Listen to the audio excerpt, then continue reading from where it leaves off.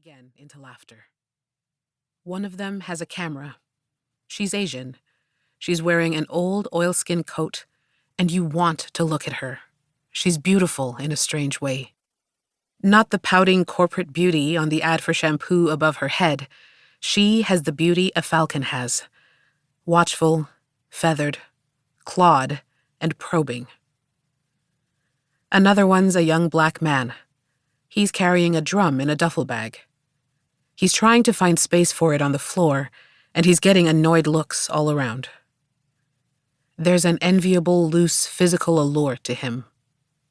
He has a few days' growth on his face, and when he smiles, his eyebrows, his eyes, his whole face can't help its seduction. The third is another woman. She might be Italian, Southern. She's bony like a mantis in her yellow, slick plastic coat, except her mouth has a voluptuousness to it, and her eyes, the long eyelashes weigh them down. The Asian woman points the camera at her, coaxes her for a smile, and the flash goes off and she looks startled. It's obvious they've been out all night. They're talking now about some friend of theirs whom the young man loves, but all three are finally subdued by the taut silence around them, as if succumbing to some law they'd broken. Who wants to hear about love so early in the morning? Mornings are like that on the subway trains, everyone having left their sovereign houses and apartments and rooms to enter the crossroads of the city. They first try at not letting the city touch them, holding on to the meager privacy of a city with 3 million people. But eventually, they're disrupted like this.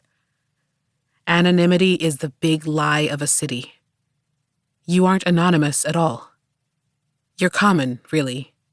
Common like so many pebbles, so many specks of dirt, so many atoms of materiality. Now that conversation has entered everyone's heads and will follow them to work. They'll be trying to figure out the rest of the story all day. Now they'll be wondering where those three were last night, and someone will think, why isn't my life like that? Free like a young person's. Someone will go off into a flight of imagination as to where they'd been. Probably the railroad tracks.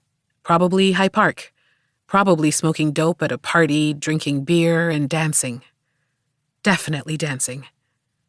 And some other jealous writer will think, that bunch of freeloaders never worked a day in their lives.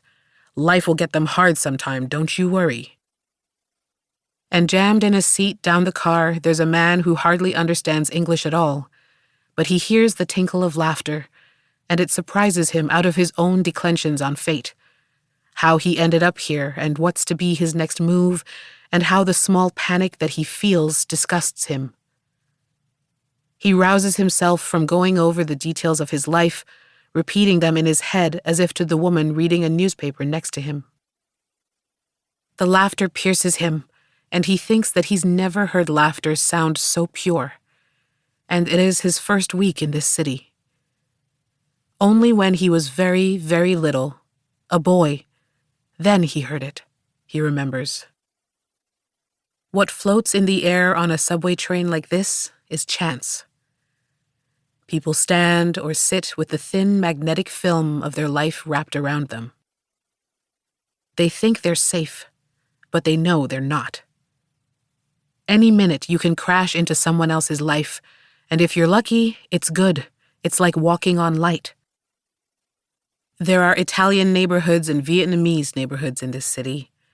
There are Chinese ones and Ukrainian ones and Pakistani ones and Korean ones and African ones.